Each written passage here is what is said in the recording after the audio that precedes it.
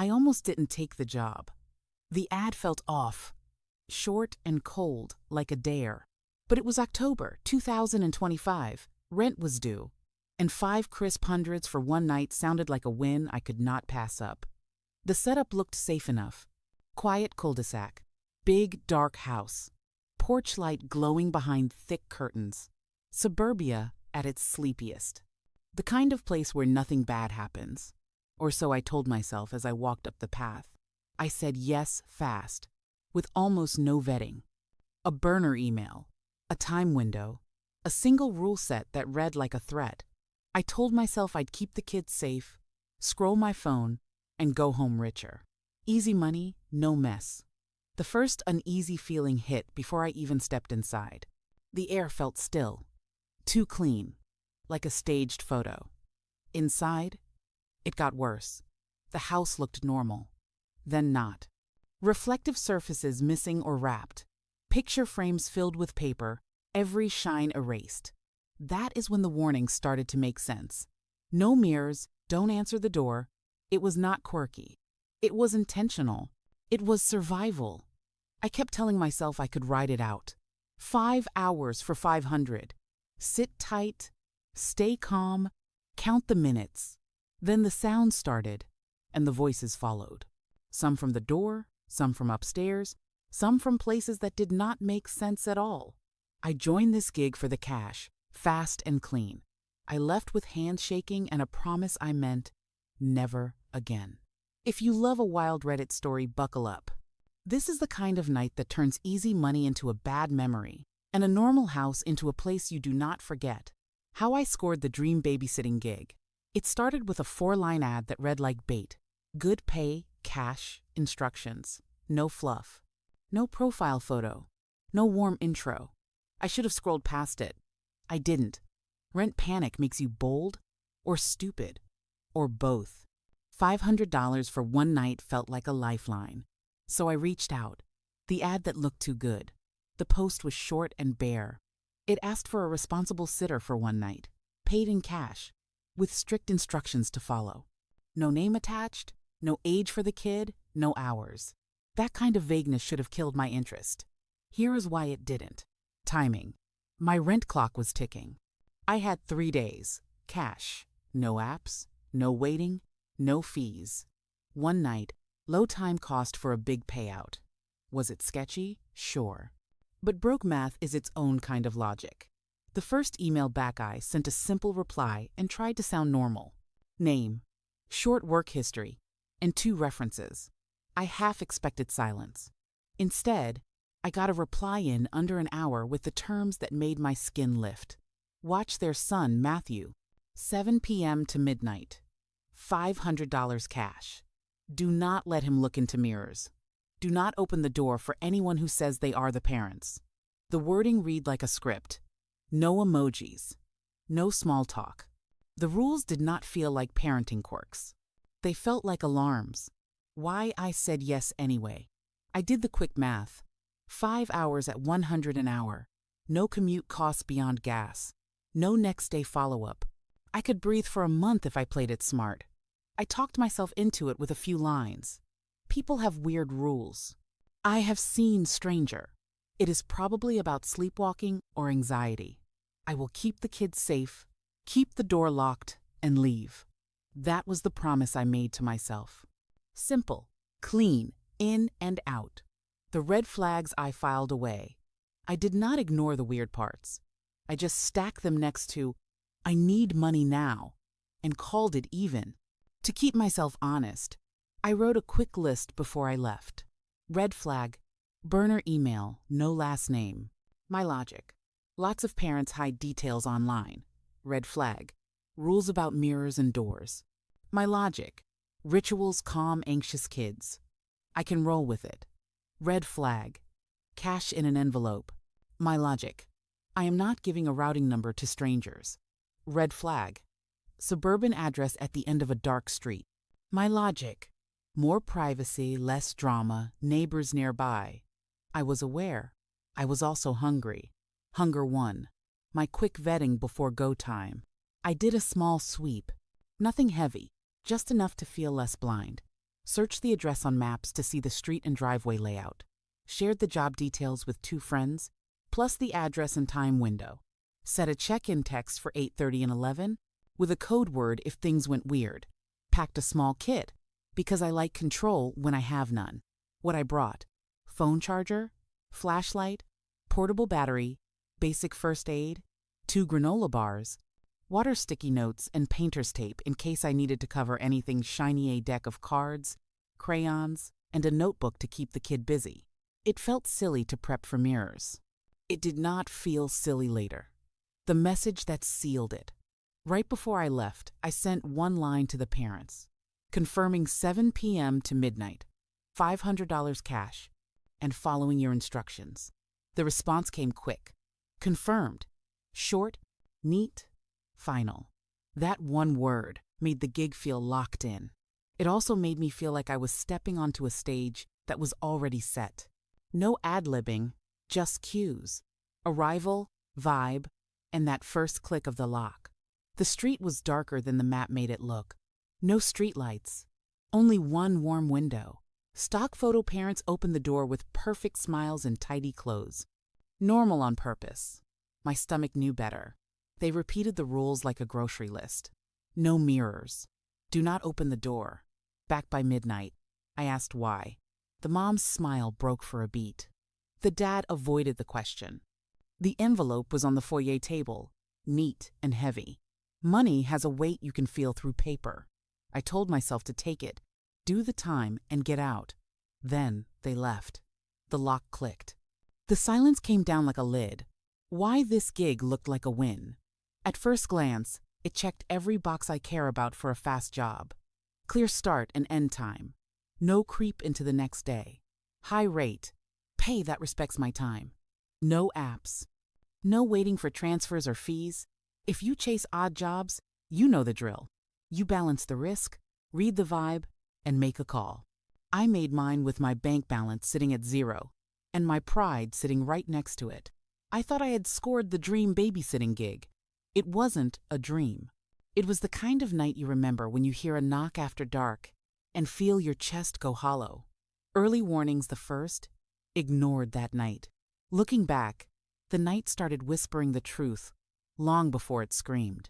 Little things kept pricking at me, like a tag on the back of a shirt you cannot rip off. The kid's quiet stare, the covered TV, the way the hall felt longer than it looked. I kept calling it nerves. I told myself I was tired, hungry, jumpy. Those moments were not random. They were early warnings, signals that I should have taken seriously. I logged them, then brushed them aside, because 5 crisp hundreds were sitting in an envelope by the door. Every small detail stretched time thin, like the house was needing it. You know that feeling when the room looks the same but the air feels wrong? That was the whole place, breathing slow in the walls. I should have trusted my gut. Instead, I kept smiling, kept nodding, kept ignoring the signs. The kids' strange games and whispers. Matthew did not want TV or games. He wanted paper and crayons. He pressed them into my hand like a test. I drew a house. He took the black crayon and traced a dark square where the window should be, then colored the inside with tight circles until the paper fuzzed. He labeled it open. He drew a second house with no doors and wrote safe. He asked me questions with no warmth. Where do you sleep? Do you live alone? Does anyone check on you? He stared at my mouth while I answered, like he was waiting to see if my lips matched the sound. When I laughed to lighten it, he copied the laugh a half-second late. It sounded wrong. He liked a game called Echo. He said a word, then I repeated it. He watched closely, then shook his head if my timing slipped. We played until my tongue felt heavy, and the room felt too still. The night stretched, minute by minute, like someone was pulling the cord on a lamp and not letting it snap back. He whispered, not to me, but toward the window. Names, mine included. He asked if my reflection ever blinks at a different time. I told him no. He looked relieved, then sad, like I had failed something I did not know I was taking, locked doors and hidden corners in the house. I walked the house to settle my nerves. The stairs creaked like old knees. The hall smelled faintly of bleach. Every turn opened into another careful choice. No shine, no clutter, just space that felt practiced. At the basement door, I found a heavy padlock, the kind you buy for a storage unit, not a home. The key was missing.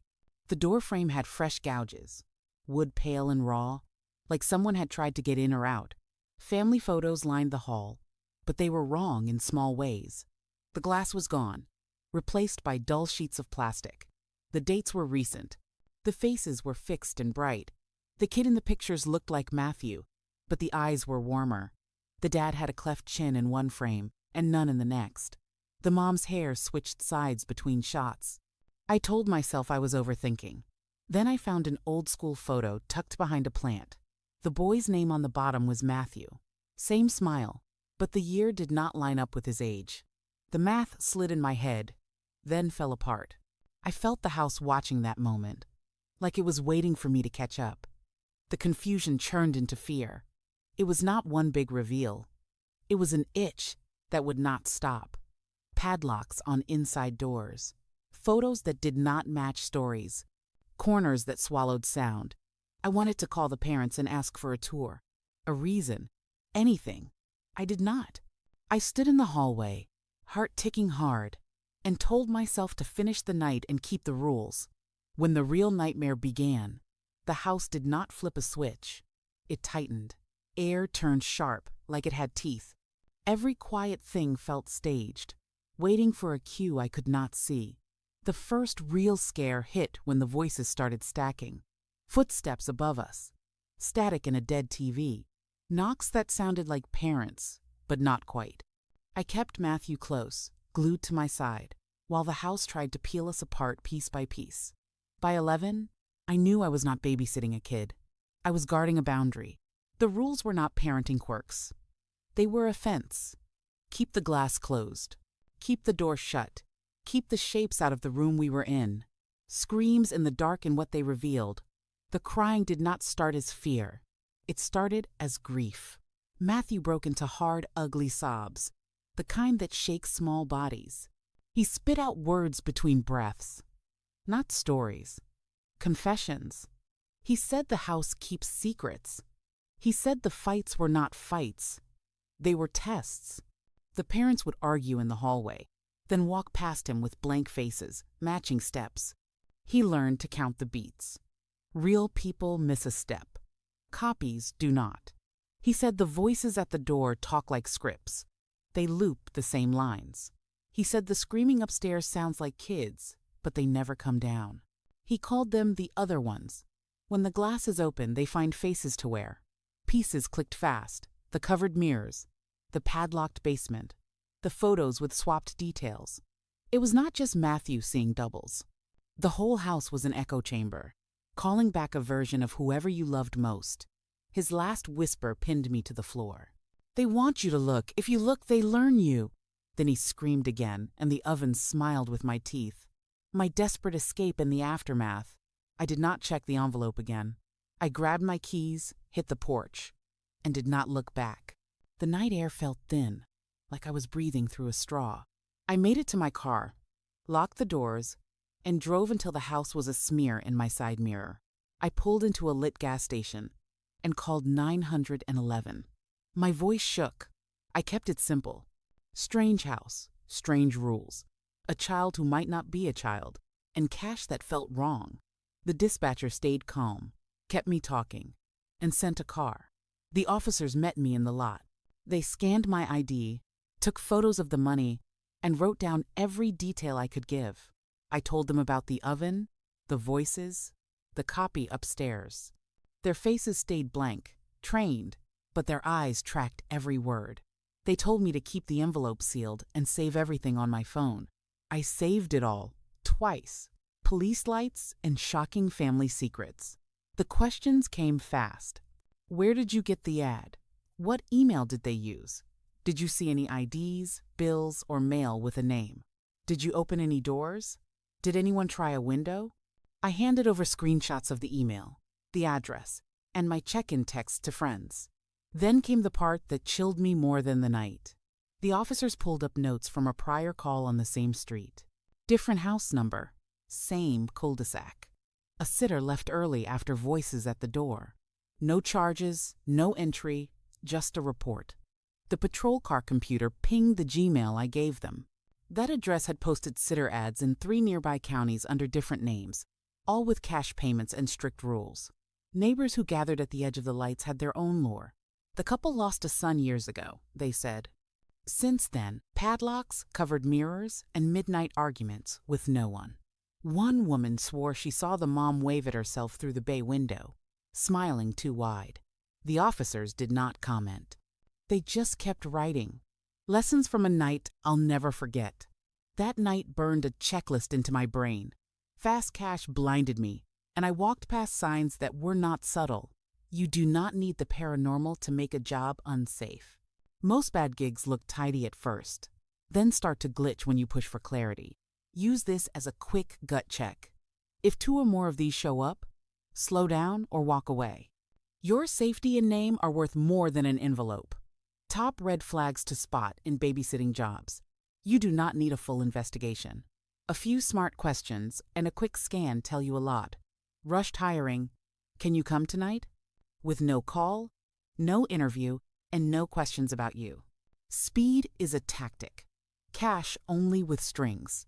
Big pay in an envelope, paired with odd rules or secrecy. High rates can mask risk. Vague kid details. No age, no routine, no medical info, and no last name. Real parents share basics. No verifiable identity. Burner email, refusal to video chat, and no address until the last minute. Ask for a name and a phone number that matches. Strict, unexplained rules. Do not open doors. Avoid mirrors, or do not call anyone with no reason. Boundaries matter, but safety rules should make sense. Conclusion. I almost did not take the job. The ad felt off, short and cold, like a dare. I took it anyway, and it branded a line in my head, I will not cross again.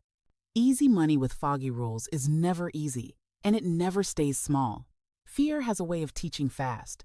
Here is the real takeaway. Trust your gut early, not after the lock clicks.